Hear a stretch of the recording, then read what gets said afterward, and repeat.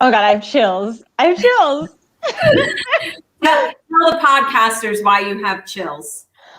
Because of our countdown, our intro there. So again, honestly, thank you so much to our podcast counterparts with Clara and the Big Blue podcast. Again, they came through strong as hell, giving us this beautiful opener for our 150th episode. But that was beautiful. It's Katie and me outside of MetLife Stadium, our stomping grounds. But yes, thank you so much. You guys are truly amazing, and we appreciate the support, and we appreciate how hella good we look. Absolutely. I love it. Looks great. And it's all in theme with celebrating tonight's 150th episode of the Real Football Fans of New Jersey. 50 episodes since our big 100 gathering right before, COVID really took over. And I'm happy to be at this point. We're in March. Things are looking up a little bit. People are getting vaccinated, and we hope we're just on the up and up. And happy to be here for the big 150 and 50 more to the big 200. So I can't wait. We gotta start planning for the big 200. Yes. And it's gonna be even bigger than 100. It will maybe we'll have to make it outdoors, and because of who knows what 50 episodes from now will look like. Yeah, I don't know what month that will land us in, but we're gonna do it up big. I don't know. It'll be a lot. Yeah. We got to. But yes, thank you guys so much. And thank you for everyone that is joining us right now and celebrating the big 150. Pour a glass for us because we're celebrating for the next probably hour or so. Yep. We have a good one. For 150, we got a good one tonight. Obviously, we have a lot of things happening in the world of NFL, in the world of football. And we got some great, juicy stories for you tonight in the world of housewives. Caitlin and I have a passionate joint get it off our chest tonight.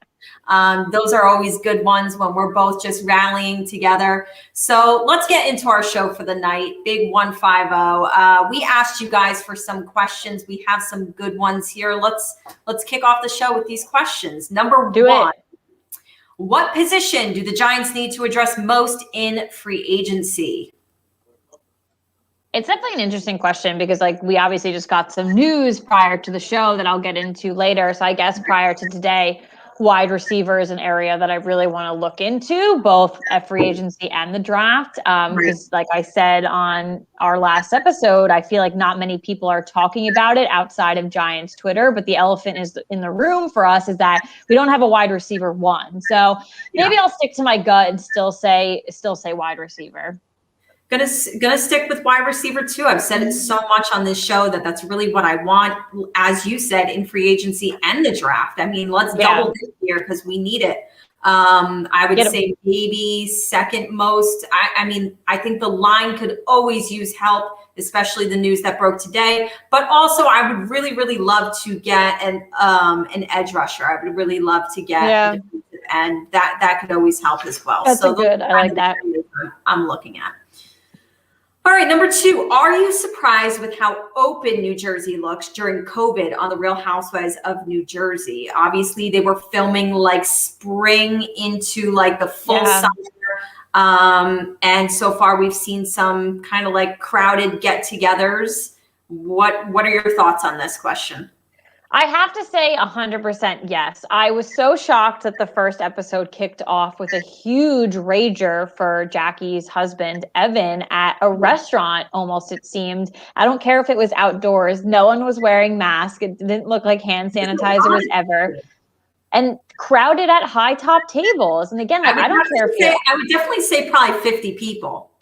Definitely, I would even say more, to be honest. And everyone was hugging and kissing. No one was even questioning. I think I heard one person say, "Oh, are you hugging people?" I still ask my family that. I don't understand, and I think it gives New Jersey a really bad rap, which I actually think New Jersey has done a decent job over the past year with everything. And even right now with rolling out the vaccine, the county where my parents live, they're rolling out these vaccines and people are getting vaccinated left and right. So I actually would commend, New Jersey, and this just doesn't look good. And I know this past episode, they had gone away to Lake George, and from the conversations from the girls, they're talking about their kids going back to school. So I think it was near like August, September. I'll give them that. I know in September, I actually took a little bit of a getaway to Rhode Island, and things were a little bit more opened up there. But don't get me wrong, like my boyfriend and I were still very much so following every single guideline, not near groups of people. So I didn't really get that from the ladies in Lake George. Like they were still doing a lot of activities, and a lot of activities where there was a lot of people. So I don't know. So New York, New Jersey, not looking so hot in Real Housewives. Yeah. I think that I think everybody like across the country kind of had their guard go down a little bit obviously in the warmer months, because it did feel a little bit safer to be outside, and the numbers really did go down. And I would say, yeah, I still was surprised, because even though I feel like I let my guard down a little bit during that time, I still feel like, as you said, I was getting together with people, but it was in very, very, very small groups. Yeah. And it wasn't at like public places. It was more so like, come to my house and like, we'll sit outside in the backyard. Yeah. So yeah, I was surprised to see that party went down, regardless of it being outside. I think the party was definitely the shocker. Because I don't know what the numbers were at that point. I don't think you could be like a party of that size, regardless of it was outside at that point. So I don't know. It was interesting. Question number 3. Since the start of the Real Football Fans of New Jersey, what is a breaking news moment where you can remember exactly where you were at that time? Don't say when I was in Thailand in a hot tub and you broke the Bethany news to me. We always talk about that. But I think I do have another one, but that is like the all-time, like, I imagine myself like I was a news person that day, like getting the shocking news and having to deliver the news like 5 minutes later. Like that's how quickly, like, I don't think people understand. Like, so we are at our 150 episode. Like Bethany leaving Real Housewives of New York seems like ages ago. And for those watching or listening, like if you don't know like the story, it's literally I was recording alone because Katie was on her honeymoon in Thailand, and I had looked down at my phone and it was official, and I was literally just set to record. Like, and I was just like, oh my goodness. So not only was like my entire outline like completely wiped, like I had to read like this. So that definitely is one of them. But I will always remember when Jalen Hurts transferred from Alabama to Oklahoma. And I did read his letter, like thanking, like, you know, Alabama and like Nick Saban and things like that. I remember reading that on the show and getting pretty choked up about it because I love Jalen Hurts. And I think that it still shows to this day, as much as I despise the fact that he is a Philadelphia Eagle, I still have his back number one. I had his back this entire season and didn't understand why Philadelphia wasn't using him properly. And I'm thrilled that he's technically QB1 right now, but I'll always remember that. I did read that letter and I was very emotional on the show. So yeah.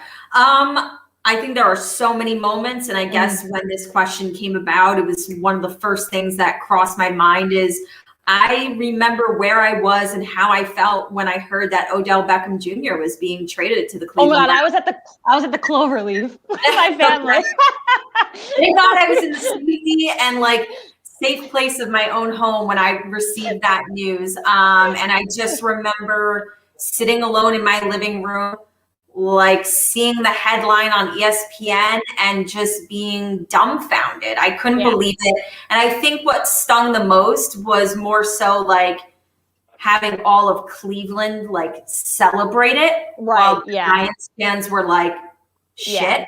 So it was kind of like almost like rubbing it in our faces, like their happiness was making it like worse for us. And I remember going into that season, you and I were like, screw the Browns. Like we were pissed. We were not happy. I didn't want to see Odell, like as much as like I wished him well, I didn't want to see him like crushing it in another jersey. So I remember that was a very difficult news to take. And I can remember the feeling. So that's so fun. Literally, I can't, my family was eating at the Cloverleaf and someone like said it like another like table. Yeah. And my whole family was like, wait, what? Like, we're a Giants fan. Who Yeah. got traded? It was That's rough. so funny. And you know what? It feels really good to talk about it now and know that it ended up being okay.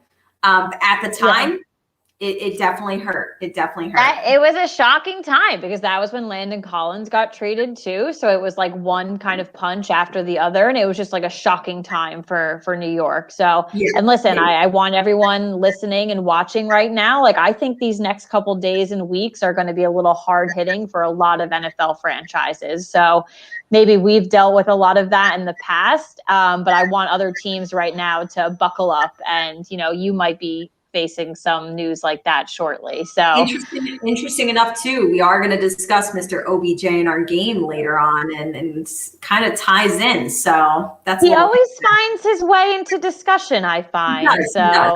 He definitely does. Our last question, Caitlin asked this on our Twitter. She posted it, you know, just asking everybody for questions, posted our wonderful picture that we took, Caitlin, myself, and Daniel Jones when we met him at the. You gotta frame that pic. It's a phenomenal picture. Like, I love the lighting of it too. It was like nighttime, but like, I mean, I look very drunk, but it's great. Yeah, good lighting though. Great lighting. And somebody asked the question, where is Daniel Jones's fanny pack? Because in the picture, Caitlin and I are rocking awesome fanny packs, as I think love to wear. We need to buy him a fanny pack. I think so too. I'm down for that. I think that would be a really nice gesture. Or we need to partner with Talkin' Giants, if you guys are listening, because they make packs. They make phenomenal merch. So let's make either a Talkin' Giants, a Danny Dimes fanny pack. We'll take the Hog Mollies, put that on a fanny pack. We will take it. I kind of like, you know how your shirt says Barkley, like in the Giants logo? This is a license plate guy. I would like a fanny pack because it kind of like makes sense. You can, like, sometimes you carry miscellaneous crap like money, like coins. Like, what if it just said dimes on it in the Giants? On the fanny pack, dimes. All right. I will connect with Talkin' Giants and let them know of our phenomenal idea, and we will be your first buyers, and we will be your models of these. I gotta be honest. I got like 5 or 6 fanny packs in my closet, so like I'm all about. I have 2. One has my name on it though, and it's from a bachelorette party. I don't wear that out. You can't wear that fanny pack with your name on it. So, but I do have that. Yeah. Have like a Giants one as like casual as like a Giants one to as fancy as a Michael Kors one. So like I'm all about. I ain't that fancy. I did see recently though a lime green Louis Vuitton one. Oh God, I'm not going to tell you how much money it was, but it was cool. So I'm just going to envision it on my body, and that's what I'm going to think about. But it was very cool. It was very cool. I'm good with the fanny packs. I dig it. Well, thank you guys for your questions. And if you have any more, please, we are live right now on Twitter, YouTube, and Facebook. Get your questions in. We will answer throughout the show while we are live. But let's move and groove into our big stories of the week for football. And guess what we're talking about? Finally, it's happened to Dak. He got paid. So we are talking about Dak's big contract. We're also going to talk about some other player moves for you, but we'd be remiss if this was not our first story. And this is coming from 2 Giants fans, so you need to realize that. But I said Dak finally got paid. On Monday, Dallas agreed to terms on a new contract with quarterback Dak Prescott. He signed a 4-year, $160 million deal with a max value of 164, including 126 million guaranteed. Imagine if someone told you that. I guarantee you, that's a lot of guaranteed money, and that's coming off of a big injury that he just had. That's a lot of guaranteed money. I think they are shutting up a lot of people, maybe including ourselves, that maybe thought Dallas wasn't sold on Dak. He wasn't their quarterback. So I know that's gone around in my mind a couple times. Clearly he is. I never thought that they weren't sold on it. I think they were just being stingy about like giving him what I felt as a Giants fan he deserved, and they just weren't willing to do it. And I get that it was a lot of money, but I felt as though he deserved it. Absolutely. So I think this whole time they knew he was the guy. It was just like, do we really want to give him like all of that money? And I'm happy they finally did it for his sake. They finally did. So this deal also includes a no trade clause. So some of actually the most infamous quarterbacks in NFL's history have had that no trade clause thrown in there. A no tag provision and 66 million signing bonus is the highest in NFL history. You got 66 mil just to sign a piece of paper. I got to tell you, I'm in the wrong profession. I need to become an NFL quarterback. Get your money, boy. Honestly, it's deserved. It's, not for nothing. Like I said it recently on the show, that is the strongest quarterback situation in the NFC East. Like you really need to, there's no excuses that they need to, and it sucks to say it, but they really need to be winning division titles with that team because they have the talent. I know. And if it doesn't happen, if they don't string together like, some division titles and some playoff runs, then it's going to look bad because they got the offense that they have, and it reminds me of the Atlanta Falcons where the weapons are there and it's like, why aren't you producing? Why are you sketchy? The Dallas Cowboys, I actually am happy you guys are sketchy, but even when you take guys like Amari Cooper, where I'm going to take that personally, why are you guys not good? Like, what's going on there? Like, I don't get it. So, listen, they gotta put their money where their mouth is, though. So they just shelled out a lot of doll hairs for Mr. Dak Prescott. So let's see what they can do. And again, like you had said before, coming off an injury, so we don't even know what 2021 looks like yet for him. Yeah.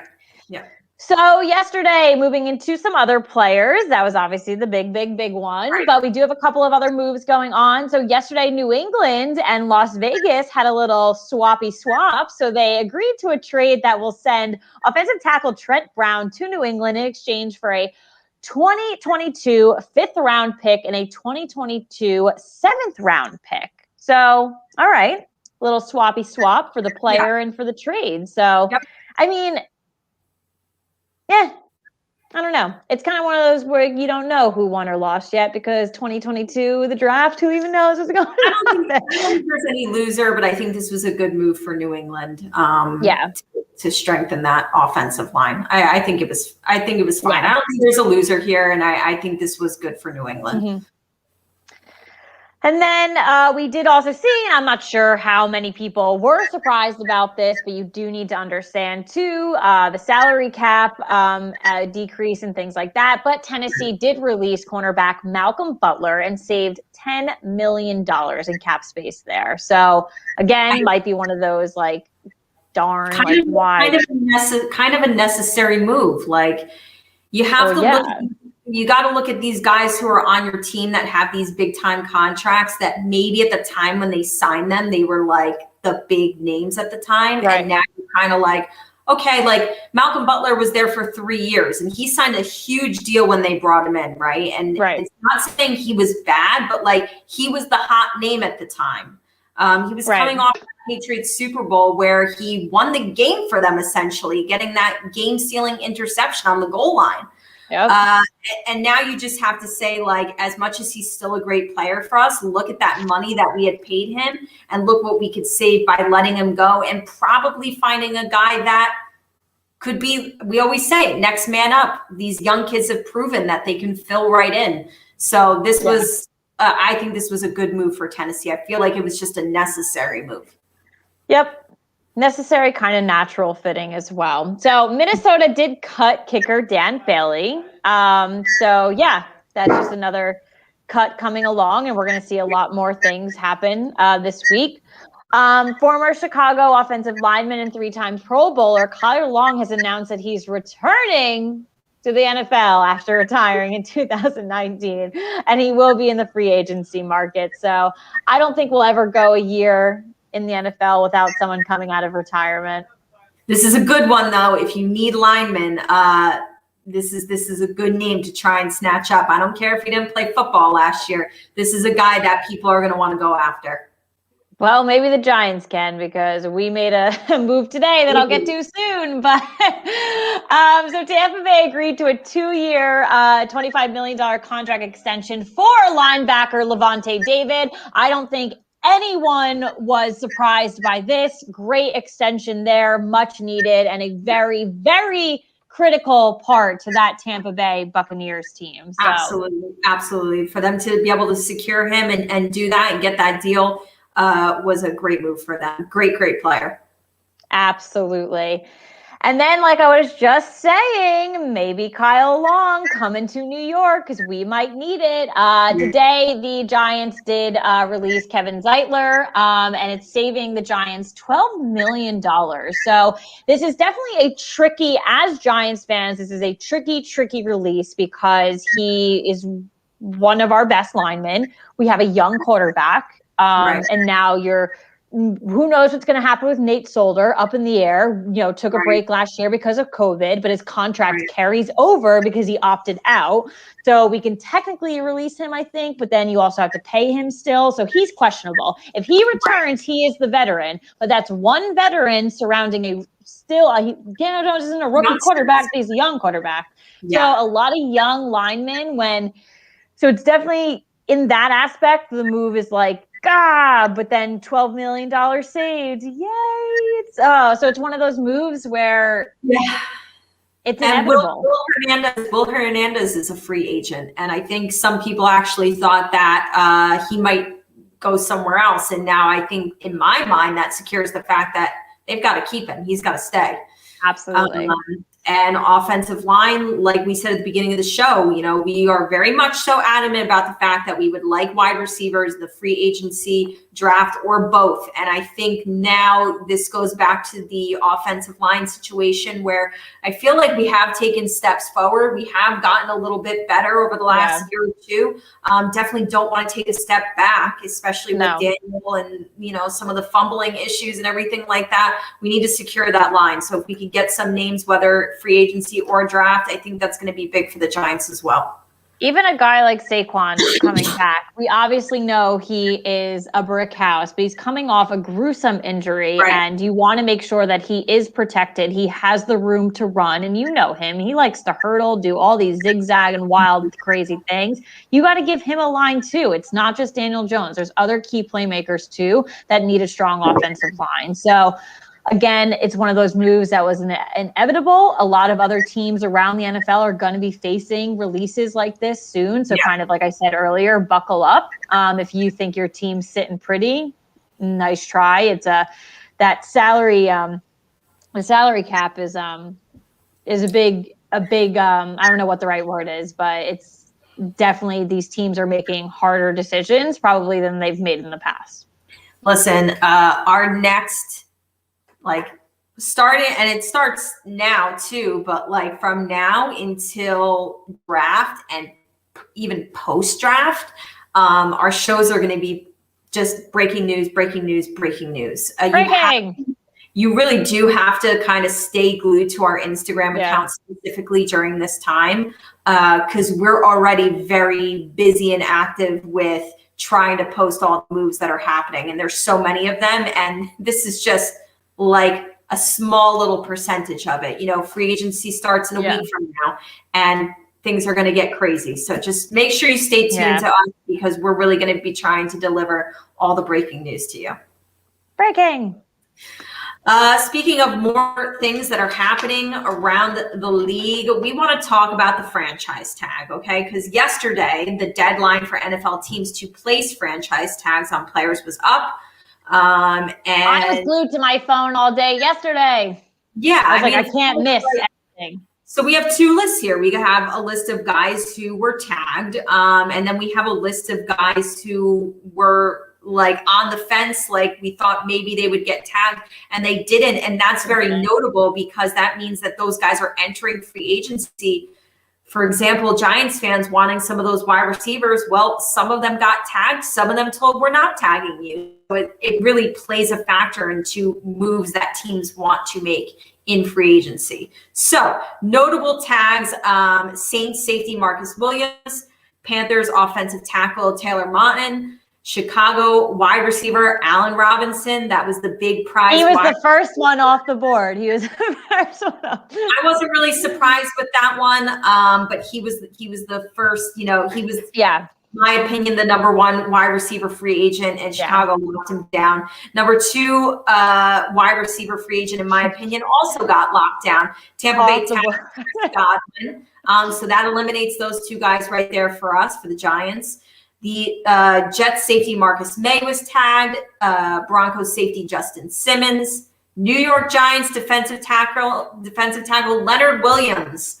Back-to-back tags for Leonard Williams, with the notion that they will eventually come to terms with a big contract. He definitely deserves it.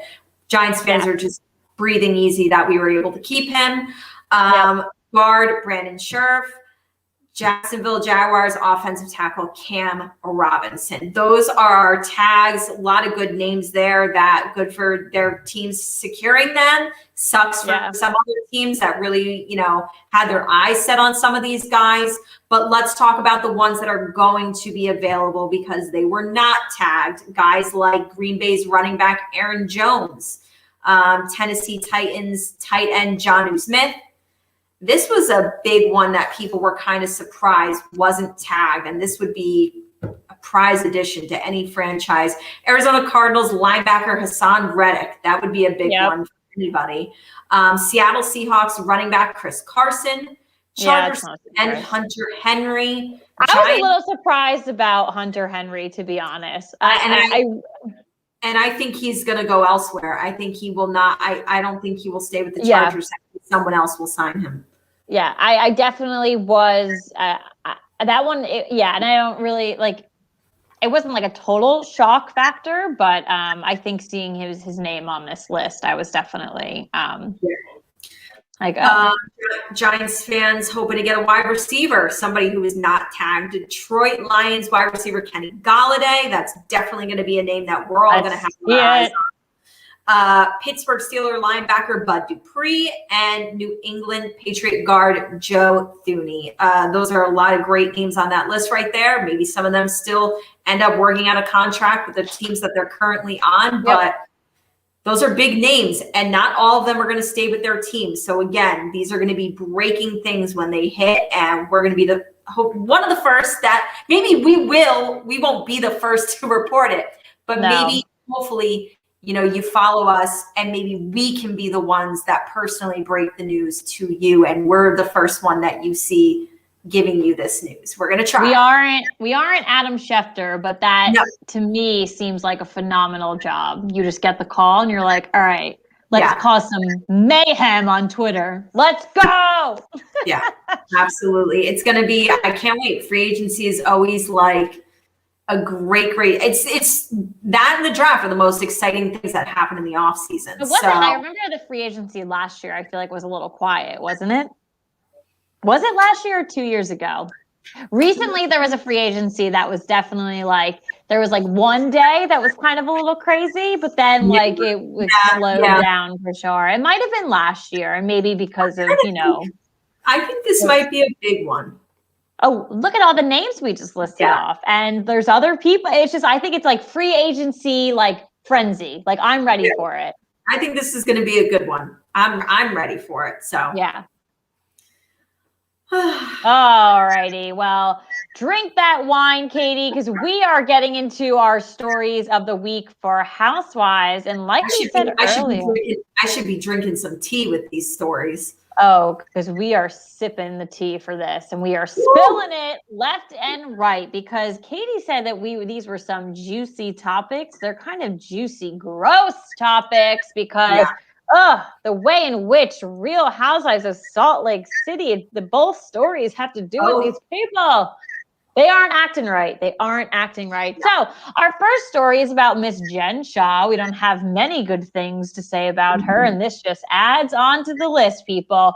So there's leaked audio of her berating her very own Shah Squad. How dare you name the group of people that help you, Shah Squad, and then berate them? Really? Imagine the difference. Imagine the difference and the tension you must feel and walking on eggshells being a part of the Shaw Squad versus being one of Sonia Morgan's interns? I know. Like what would you rather apply for to be Sonia Morgan's intern? like honestly. I think she calls them her assistants now because maybe I think she got a little shit for having way too many interns. But at least she like treats them nice. Like I feel like she just She does. I feel like it's just someone to have in the house to like shoot the shit with. That's honestly how I feel it is. That one guy that she had was literally, that's what he did. Like, I think that's literally all he did. So I'm sure he did so much more behind the scenes. So like, don't let us be insulting to you, but like on the show, like you just sat on her bed and spoke to Sonia. Yeah. So I'll apply. Like I'll apply tomorrow. Oh, hell yeah. So with Jen Shaw berating the Shaw Squad, this past week, audio recordings were released of, Jen berating members of this squad and her former fashion designer, Koa Johnson. So we do have quotes on the back, but I do want to finish the story here. So Koa did say that he was left traumatized after a 10-month stint with Jen. And although he claims he doesn't know who leaked the audio, he's happy someone recorded it. So he quit working for her on January 11th following the taping of the reunion. So that's some juicy gossip right there. Yeah. And makes sense because she was a lunatic during the reunion. So she was probably a lunatic backstage. Koa said the audio of her yelling at him was her own fault, and he had waited for Jen to get money transferred over to the credit card for him to purchase fabric, and by the time she did, he had just 17 to 20 hours to turn it around and made a 2-piece suit for her on her Watch What Happens Live appearance. So yeah, so definitely her fault. So before we get into it, let's read. So we do actually have like the recordings, like the transcript. So I obviously won't say the bad words, and it is pretty bad. So here it is. The first one wasn't Koa. It was somebody. It was another member. So it's not like Koa's just in the brunt. This is everybody across the front. So this is to someone else, not Koa. So it says, "Shut the F up. Get your." I can't even like. We're an explicit podcast. I'm just in my parents' house. I don't want them to get mad at me. So we are an explicit podcast, so we can say this stuff. So it says, "Shut the F up. Get your shit, bitch. I don't care. You have an effing place to lay your effing head because you're in my house. You don't be disrespectful." So that's a lot. And then this one is to Koa. "How many effing hands do you need? You got 4 effing people. How many more people do you need to do one effing thing? One thing. I'm going to beat the shit out of you in like 2 seconds." Like, okay, so that's a threat. I mean, this is one thing to like use explicit language or be really heated in the moment. Like this is again another example of her actually threatening somebody. Like a threat. Like honestly, she is unbelievable. And one thing that I wanted to mention, and like, do you guys see me? Like I'm like red, like reading it like that. Like I would never speak to someone like that. Like it's like it was uncomfortable for me to read someone else's words. Like that's uncomfortable. And I didn't even say half the F words. I bleeped them out. Yeah, we mentioned that. Obviously, we found it interesting that Koa quit after the reunion, after the taping of the reunion. Well, he also, if you read further into these articles about like how he felt and what went down, he does explain that he, like the final straw for him was watching the reunion. Because do you remember at the very beginning when Andy kind of asked everybody what designer they're wearing, all their dresses, and he goes one by one, and Koa actually designed not only Jen's dress, but also Heather's dress. So he said he was watching it and Heather gave a shout out, said, "Oh, I'm wearing his dress," or whatever. He designed it. And then Jen apparently like didn't say anything about him and like didn't give him a shout out, given the opportunity. Like it's one thing if nobody talked about it, but Andy literally like gave the floor. Say like, "This is who I'm wearing. This is my dress." And apparently he was really hurt by the fact that she did not acknowledge him whatsoever. And so, yeah, she really is in, we have seen some crazy women across the board in all the franchises and Housewives. Yeah. We have seen them in their darkest moments, in their nastiest fights, right? I don't know, and you can agree or disagree, I don't know if there's any housewife I've seen before on the show that is in more need of anger management than Jen Shaw. It just, the smallest things definitely set her off, and it makes me uncomfortable. Like I don't know how these women, obviously they're under contract, like filming and things, like her first like set off, like that would, I don't know if I could have been around her. Like You cannot be friends with a person that you walk on eggshells with. And I feel like Heather has said, I walk on eggshells with you. That's not a friend that you want in your life, where you're afraid that they're going to pop off on you. And it's just like a ticking time bomb. That and is like a very unhealthy relationship to have with anybody, whether it's a boyfriend, a girlfriend, husband, wife, family member. Like if you have a toxic person like that in your life, you need to kind of like step away from that, because that's not healthy whatsoever. Yeah. And if like you guys haven't heard like these like audios, like like I obviously I didn't do it justice. She is screaming at the top of her lungs, like screeching. And it's like, if someone ever raised their voice to me like that, it would be over. And especially for 3 seconds. If I worked for somebody like that screamed at me like that, not only would I go home crying, but I would probably just like, I wouldn't even go back to the office. I'd probably just call and be like, I'm out. I'm sorry. Like I can't come back. I'm afraid of you. And that was just like horrifying. And then I would blast your shit on social media. Yeah, no, honestly, I hope this show helps her reflect, but I gotta be honest, I don't have hope for that. I think season 2 is going to be really interesting. I want to see like how she is. I don't know. I'm tired of her. I think she's going to be season 1 Jen, honestly. I don't want to deal with her anymore. I'm emotionally drained. Yeah, agreed. We're disengaging from Jen Shaw. I'm disengaging. I'm no longer engaging. I'm disengaging. We're out. We're disengaging. Like literally. So I just need a shirt that says I'm disengaging from Jen Shaw.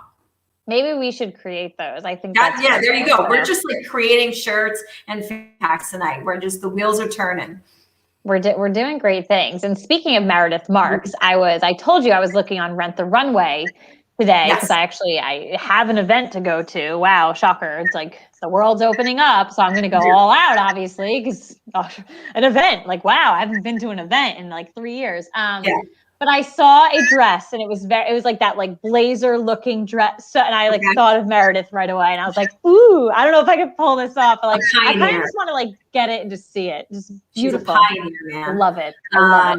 We love Meredith. Big fans. But let's talk about our second big Salt City story of the night. This is again another, leaked stuff that's going on, and it's like, welcome to the media, ladies and men of Salt Lake City. Like, your life is going to be out there for discussion and criticism, and things are going to come out of the woodwork. So we're actually talking about Mary's husband, Robert Sr., in this story.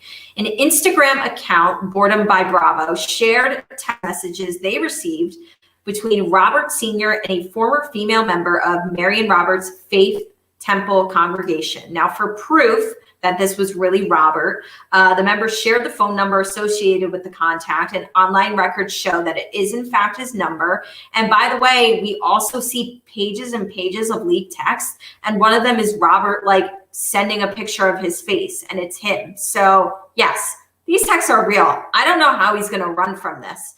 But in the text, Robert allegedly told the woman, "If I were younger, you'd be mine," and also told her he loves her very much. That's all I'm really giving you guys. And I know it sounds like, oh, maybe it was taken out of context. I'm just not going to sit here and read you the pages and pages and pages worth of text messages. Look them up, because the whole conversation is really creepy and skeevy and disgusting. Gross. One of the texts, like I said, he took a picture of himself and sent it. It's him. The member claims Robert capitalized on times he knew that she would be alone while her husband was at work. And then things are going to get more interesting because after the texts were leaked, a previous member of the church reacted and shared their story as well. I do have that quote. This came out. I was raised in Faith Temple, which is, their church. And I can confirm that Bishop Robert is a predator. I literally used the word predator. I'm not ready for my specific story to be out there, but he did things that were 10,000% inappropriate, and Mary knew about it and did nothing. Then I was made to feel like it was my fault by Bishop. Typical blame the victim. I was 18, 19 years old. He was 30 plus years older than me.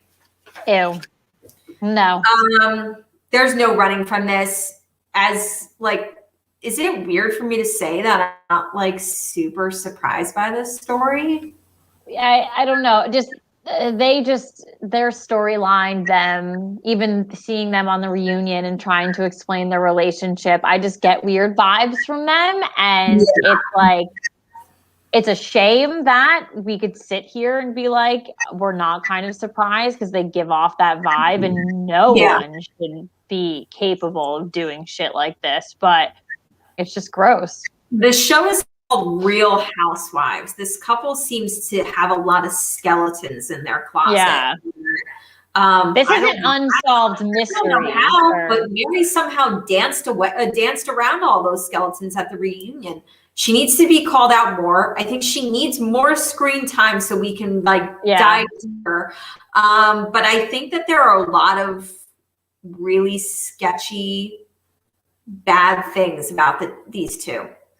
I agree. And I don't like that Mary was able to kind of get around a lot of it at the reunion. I kind of wish more people spoke up. Andy kind of dug harder at her. I don't know. But there's something about these two that is not right. And that's, I guess, more so why I'm saying this is not surprising that I'm hearing stuff about them specifically. I'm disgusted. I'm grossed out. I mean, and we have to keep in mind on the reunion too, like Caitlin said, they talked about their marriage. Mary talked about the fact that they don't sleep in the same bed, that they're not physical. I don't know. It's disgusting. It makes you want to vomit. The text will make you want to vomit. They really will. Yeah, I mean, I would just suggest reading them on an empty stomach. Yeah. Good tip. But this will be interesting. We'll keep you posted. Yeah. I don't know if there's going to be a rebuttal or a response to any of this. I think my response would be just dig a hole and bury myself in it and just because I don't think there's anything coming out of this. There's no way around it. Oh, yeah. Let's play a game. Yeah, absolutely. Tonight we are playing one of our OG games. We are playing Buy or Sell. And tonight's theme is off-season buzz, because there is a lot of buzz going on right now in that off-season. Guess what? That buzz is not going anywhere. So obviously this is an NFL game. We are doing our traditional scenarios. We have 10 scenarios that Katie and I will read out, and we will let you know if we are buying or selling it. Right. So, alrighty. So 10 scenarios. Let's get it started with number 1. So the Browns will trade Odell Beckham Jr. Are you buying or selling this? I am selling. I think they should. I think it will happen in the future within the next 2-3 seasons. I just don't think it's going to happen this off season. I'm selling it. Mm-hmm. I am buying it, and I'm letting our viewers and listeners know. I don't want to hear that he's coming home to the Giants, and I don't want to hear any other conspiracy theory. So if you think he's going to be traded, that's great. I do, but let's cut it there. I've been randomly waiting to hear that. More so when Tom Brady was the quarterback, I was waiting to hear that he was going to be going to New England, because certainly New England is I've not heard today. New England is not afraid to take controversial people onto the team, right? And we all know that they needed wide receivers really badly. And that was like Tom Brady's biggest complaint, was that like he didn't have weapons specifically at the end of his time there. So I was waiting to hear OBJ go there, but now that Tom Brady is not there anymore, I don't know, but I could see him 100% landing elsewhere, just maybe not this season. More so because I just really haven't heard any buzz about it. So I'm like, oh, maybe it just kind of died down. I don't know. We'll see. We said it before. He's always in the news or finding his way into the conversation. So this will not be the end of it. Number 2, Deshaun Watson will remain with the Texans. I'm going to buy this. I'm going to buy this because I don't know. I really just feel like when it first came out that he was kind of like wanted to trade and people were like, you should want to be traded. And then he kind of was like, yeah, I think I want to be traded. I just thought that it was going to happen in like that first week, second week. Yeah. And then that buzz completely died down. And at this point, I think Houston's going to be like, no, we're not letting him go. We need him. We have nobody. We're not letting go of a legitimate franchise quarterback. I'm going to buy it that he stays in Houston despite being unhappy. Yeah, no, I'm selling it. And I think it's a shame that it's not really up to Deshaun Watson, even though he's already said it. The Texans cannot afford to keep him when he's sitting on the bench. He is not taking a snap for the Texans in 2021. Like, I really think that if he stayed in Houston, he wouldn't play for them? No, he will sit his ass on the bench because he wants to be traded. No, he will not. And that organization cannot afford to be out on the field with a guy like Deshaun Watson just sitting pretty on the bench. I don't think that's his character. I don't think he's a player. I think he's going to do it. If they're not giving him a say at all, like there is no horse in the race for Deshaun Watson. He has no say. He's sitting in the locker room to have absolutely no idea what to do. So guess what he can do? Sit and wait. So that's what he's going to do. I don't think he's got no options. He's got no options. That is an extremely aggressive move that you really don't see happen very often at all, especially with a franchise quarterback. I got to disagree with you on that one.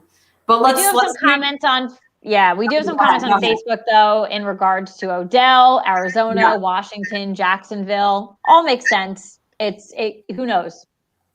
So who really knows at this point? First one was Arizona? Yeah. Okay, let's just let him have Larry Fitz. Well, they can't. D-Hop, Odell. Well, here's the thing. I've actually heard someone like said Tampa, and I was like, you guys have to understand. Like, I don't think a lot of these teams can actually afford Odell. So it's that because he'll question mark. Is you have to look at what money everybody has because that's a big signing. All right, let's get number 3 because I'm ready to agree on one of these. Let's go. Oh, I don't know. Are we going to agree? Opposites. Cam Newton will be the starter for an NFL team this season. I'm not saying he should be a starter, but I'm actually going to buy this. Oh, I'm selling it, girl. I'm buying it just because I could see him going to a place that kind of like just needs a quarterback. They don't have anybody. So maybe their idea will be to bring in a guy like Cam Newton, but to also draft somebody. And in order to let your rookie quarterback kind of like get prepared, throw in Cam Newton at least in the first couple of games and let him play. So to me, like I could see him going somewhere and being a week 1 starter and then eventually like passing the reins to whoever else. I could see the reverse actually. Like I could see a team taking him on and him sitting, meaning like the backup, and something happen, and then he's a veteran backup, so it's kind of good for you to have Cam Newton. I can actually see him more, but I am going to sell this. I just don't. It's going to be either scenario. I mean, I don't think it's going to be. We at least agree on the fact that he's not going to be a starter for the whole season. Right. Yeah. He might see some time. But he's not going to be a 16-game starter. No. I just think last season with the Patriots was a real big tell-all for him as a player and as a leader and a teammate and things like that. And I say a big tell-all. I don't think he told us anything. So. Yeah. All righty. Number 4. I'm looking at my Word document. I just lost all of it, but here it's back. The 49ers will draft a new quarterback at the number 12 spot. I'm selling this. Me too. It's too awkward. We agree. I know, we do. It's too awkward of a position, I think. Like 12 is a very awkward number. I also think, I agree with you. Because I think in this draft. I think at 12, San Fran's going to get a look at some really good players. Mm-hmm. And to me, it's like, Jimmy G, he's not the answer. He's also not as bad of a quarterback situation as some other teams are dealing with. Right. And to me, I just feel like you can get a really, really solid player at 12. Rather than maybe just get a project of a quarterback. Oh, let's just see. Maybe he'll give Jimmy G competition. I'd rather just like get the surefire player that's going to come in week 1 and just crush it. So I'm sorry. Yeah, or even the Niners, in my opinion, could be a, Detroit, a Rams scenario where maybe right now in free agency we could swap some quarterbacks. I don't necessarily see drafts. Seen like Sam Darnold, like to the Niners, switch like that has. I agree with you. I feel like the 49ers have more so been in that mix and that conversation of free agents rather than drafted. And if they're truly looking for a quarterback in the draft, they'd have to move up from 12. I just don't really know who they're getting at 12 that they couldn't wait for, actually, technically. I've seen a lot of Trey Lance to them at the 12 spot, but I have seen him going earlier. So he's the one. He's been. It could almost be a situation of like, okay, these are the quarterbacks to take, and if they happen to be there at 12. We'll give it a thought, but Trey Lance is the player that really might just be how the chips fall. Like day of 12, who's on the board? Who are we going with? Yeah, Trey Lance is that player that like sneaks in like as the draft inches closer, and you're like, who the like? Why is I'm really ready to watch the combine specifically for these quarterbacks because. There's going to be a lot of them that go in the first. There could be like 5 that go in the first round, and I can't wait to watch them at the combine and see what they're about. I agree. All right, number 5, the Washington football team will draft a new quarterback at the 19 spot. I'm selling it. I'm buying it. Ooh, I just read a ton of mock drafts, and I just don't see it a lot. At most, I know Caitlin doesn't like this. At most, I've seen them because they are at the 19 spot. And I do think a lot, like there could be 4 quarterbacks that go before that 19 pick. At most, I've seen them taking like Mac Jones at that spot. No! But I think they might just not get a shot there to get a quarterback that they want. And so I think they might be looking free agency. I can see free agency, and I can actually also see them doing something silly and taking a quarterback at the 19 spot too, getting 2, because look at where you already gave away 2 of your quarterbacks in the offseason. Yeah. So now you're down technically 2 people, but are you going to keep them? You're down to 2 backups. They could double dip. They could. They could double dip, and I think they are a team, and I know you said like you've been reading mock drafts. They are a team that doesn't like put aside Chase Young. Like they're a team that doesn't really follow the draft, like what people want. And sometimes they make very like good decisions, but sometimes they make very idiotic and stupid decisions. Think about the Eagles last year taking Jalen Hurts so early. No one expected that. There could be a quarterback that goes in the first round at 19 to the Washington football team that nobody thought of. But the Washington football team thought of it because they're the Washington football team. Or the Washington football team could take the quarterback that nobody thought of in the 2nd or 3rd round. That could happen too. That could as well. But I think that 19's pretty high up on the list. And I don't know. They could do something stupid probably with that pick. So. And it could work out. Whatever. They do take a quarterback. Don't listen to me. I'm not being mean to you. You never know. Lamar Jackson, last pick of the first round. You never know. You truly, truly never know. Number 6, Juju Smith-Schuster remains with the Steelers. Kayla knows my answer because I like texted this to her the other day. But I'm selling this. I think Juju finds a new home. He's going. I think he could very well be the New York Jets. Yeah, it could very well be the New York Giants too. He could find himself in New York. I don't think he's a black and yellow anymore. I did actually respond to someone on Twitter, I think it was like a week ago. It's a fantasy pretty driven, I guess, like account, but they were talking a lot about, free agency and things that are going on. And they had mentioned, it was an article basically all about the wide receivers right now, where they could potentially go. And Juju, I forget where they said. And I just mentioned, I was like, I've actually heard a decent amount of people talk about Juju to New York. Like, what are your thoughts? And actually the guy was very like open and honest. And he was like, I've actually never heard that. And he was like, I did my research and saw now some people talking about it. And he was like, it's not a bad like thought. This was like 2-3 weeks ago, but we did see it because I remember sending it to you. There was like that little report of like, oh, the Giants are going to show interest in Juju Smith-Schuster. I remember sending it to you. So there was like the tiny. Well, that's what I'm talking about. Yeah. But I could see him very well ending up with a team like the New York Jets. But I will be surprised if he stays with Pittsburgh. This is one where I really envision him elsewhere. I agree. All righty. Number 7, Sam Darnold gets traded on draft day. Wow, wouldn't this be like the big news, the big drama llama? But I'm gonna buy it. I'm gonna buy it. No, I gotta sell it. No, I'm gonna buy it. I think they're going to the draft. I think they're going to the draft and they're getting their new quarterback. And I can see Sam Darnold being dealt on draft day.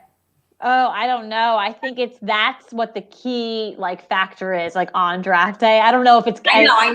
That's part of the question, the statement. That's like that's a big. Too dramatic. That's too dramatic for me. I don't think I can handle it. It's too much. I don't. I just can't seeing. It's going to happen before or after, I think. And I know, like it's not on draft day. It's before or after. But I just think that, like. I can't see it happening on draft. It'd be too much for me, too much to handle. What are the Vegas odds for it happening on draft day? Put $5 in for me. I'm going to.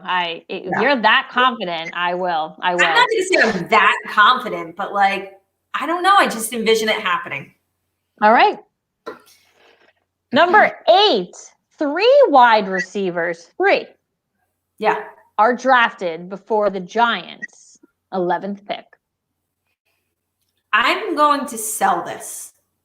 Okay. I think 2 are going to go before the Giants pick, and I think the Giants will be able to have a look at one of the top 3 guys, whether it be, I don't think it's going to be Jamar Chase. I think he's going to be the first one off here. Yeah. Could be off at 3 to Miami. I've seen that a lot. And then I think it's going to be between Devonta Smith and Jalen Waddle. I've seen more so Jalen Waddle being like the 3rd guy off the board. I do think we're going to have a look at somebody. I think it could be like 2 of the wide receivers and Kyle Pitts, tight end. Like those could be the guys off the board. I think we will get our look at somebody at 11. I think we're actually going to have a decent. This is the one year where, and I know 11 is still technically early, but I'm actually very comfortable with the 11th pick. And like I said, like before, early in the show, like I tweeted out recently, like I don't want to move. I don't want to move. Like I don't. You know what's really comfortable about being at 11 is in a year where you're not taking a quarterback because there might be 10 teams ahead of you. But there could easily be 4 out of those 10 teams that are taking a guy that you don't need, a position that you don't need. So really, you're fighting with 6 other teams over. There's tons of guys that you'd be more than happy with. So I love the 11th pick. I think we're going to sit pretty, and I think it's going to be one of those situations of best player available on the board, go get him. And it might not be a wide receiver. And honestly, I've seen other scenarios. I've seen pass rushers. I've seen a couple scenarios. I think I'm pretty comfortable with my scenario in my head, but regardless, I think we will get a look at a wide receiver. If we want it, I think there will be one of the top 3 guys available. I agree. And I'm selling it as well because I 100% agree with you. I don't think the New York Giants can shock us as much as they did with Daniel Jones. So I think we're okay. I think they'll make the right decision anyway. Yeah. But you never know. You truly never know. Dave Gettleman, I don't know what he's cooking behind the scenes. Yeah. Number 9, the Giants do not pick up a free agency wide receiver and instead turn to the draft.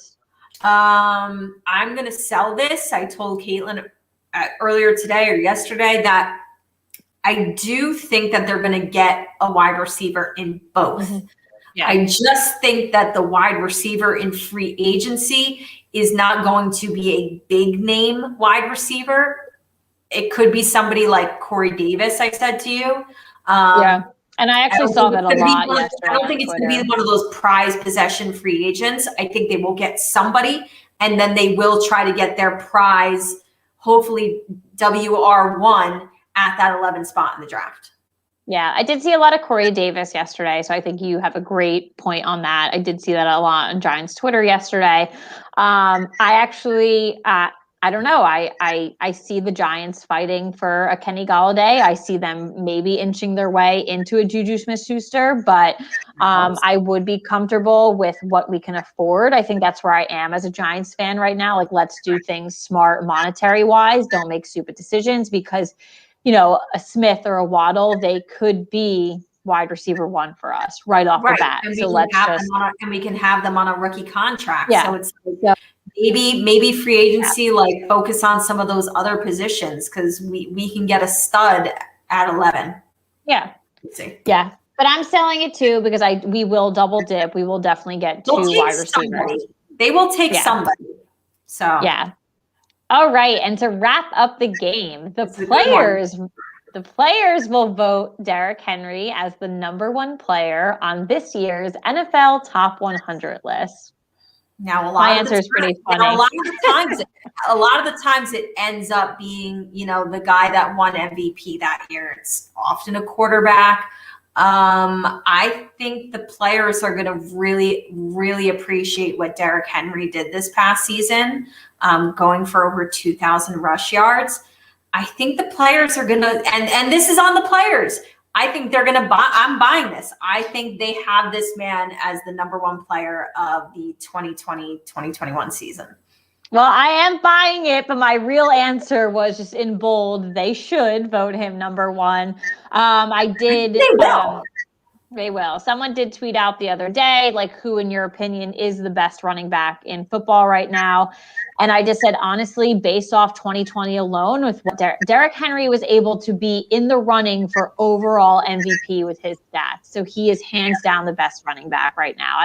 That just says it all. I'd love to see what he can do this year. And I think at times people have shadily overlooked him for things. And I've said that over the past 150 episodes on the Real Football Fans in New Jersey. So for the players to vote him in at 1, I think it will happen, and they should make it happen. I think it will say something. Finally. So here's the reason why I think if he ever gets overlooked is why he gets overlooked. I think it's because in today's game, the top running backs in the league have shown that they're also can be really good receivers. Mm-hmm. And you have guys like Dalvin Cook and Alvin Kamara who are, you know, that probably rounds out your top 3 right there. Right? Probably. Yeah. You've got 2 of those guys who put up monster yardage, total yards, because they can catch and they can run. And I get it. I think that's the only knock people might have on Derrick Henry. But here's the thing, like Alvin Kamara and Dalvin Cook get 2,000 yards total because they can catch and run. And Derrick Henry, but to me, that's like, he just runs, but to be able to get 2,000 yards just running in what is now a passing league is a feat that is truly, I don't know how often we will see it. He is a true running back. That's all come. He's a true running back. Because it's such a passing league. Like, I don't know how often we will see players anymore rush for 2,000 yards in a season. It's truly an unbelievable feat.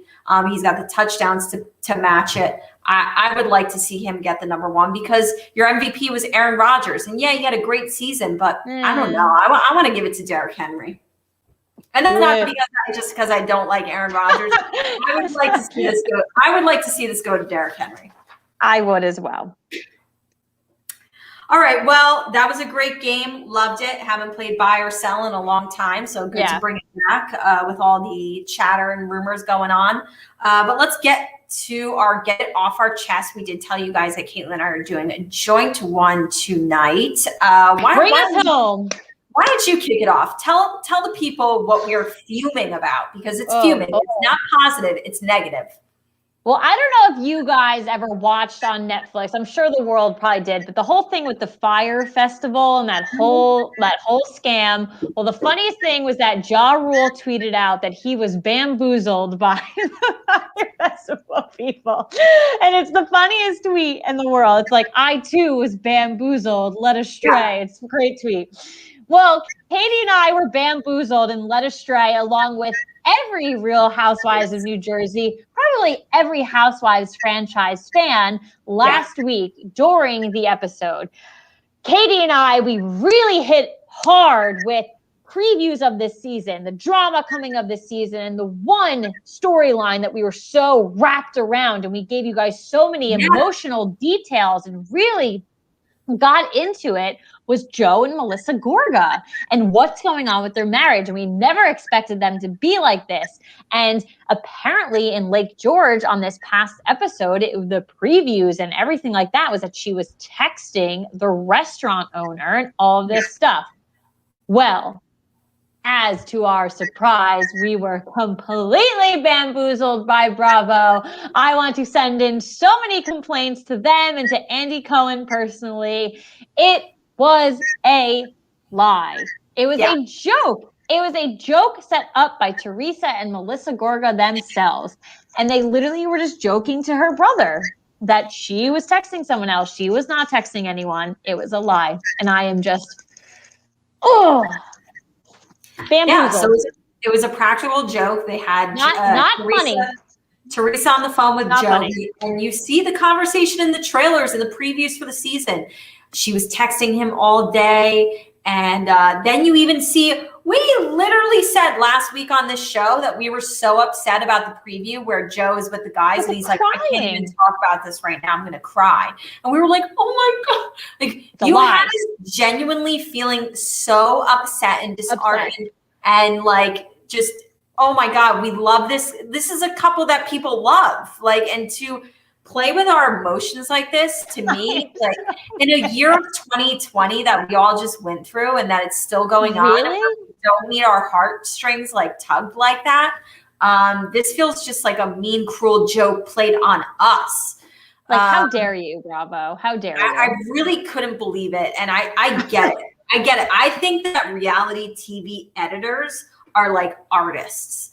I mean, that is a craft. We've seen it before, though. Not like this. This is another level. But to do this and use it in the trailer as like, because this all could have still went down, and it could have been whatever. But the fact that like you put it as like a big thing in the trailer and made us all think that this really happened was bullshit. I'm shocked that they did this to everybody and everybody, because social media lit a fire with this. Caitlin watched the episode before me. She was like, "Just you wait." I think she was mad at me because I watched it like 2 or 3 days after her, and she's like, "Literally, I've been waiting for you to talk to you about this." I was so mad. I literally watched it after our show last week, and Katie watches the challenge on Wednesday, so she catches up on New Jersey. And I'm literally just sitting there on my couch, like, can't text my best friend about being bamboozled by Bravo. And I was so mad. And then Katie's finally watching it on Friday, and she's literally texting me throughout the whole episode, and I can like feel her inching closer. Wait, here's my favorite part, because yes, I'm inching towards it. I'm texting Caitlin, and I'm telling her, Caitlin, the restaurant that they went to was on the other Bravo show with the Lake George restaurants. Yeah. I said, I know who the owner of that restaurant is. He was on the show. Number one, he's married. Number one, he's not good looking.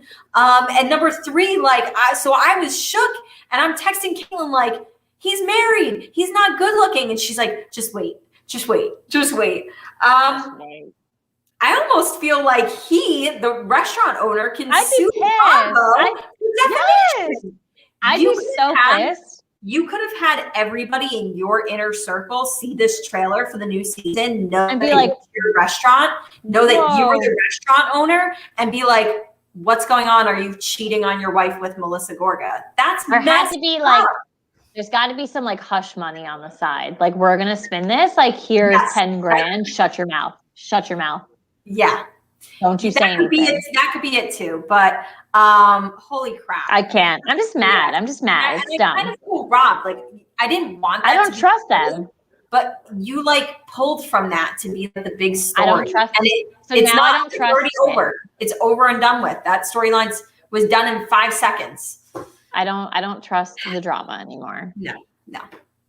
So obviously Katie and I are distraught, but we definitely will be watching Housewives. Well, I'm watching it tonight. I got to run home actually. Woohoo, a little bit. But yeah, so definitely we will be watching it tonight for sure. But other things you don't want to miss. So obviously Real Housewives of New Jersey is on tonight, 9 p.m. Real Housewives of Atlanta is on Sunday at 8 p.m. Dallas is on Tuesdays at 9 p.m.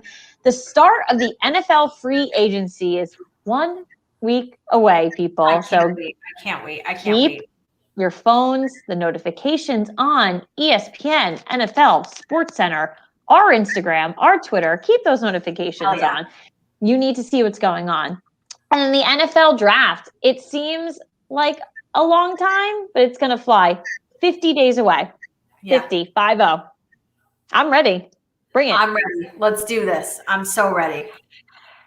Maybe we'll have a draft party. We will be here for you. We will be here for you. Next week, we'll be here with you on St. Patrick's Day. Yes.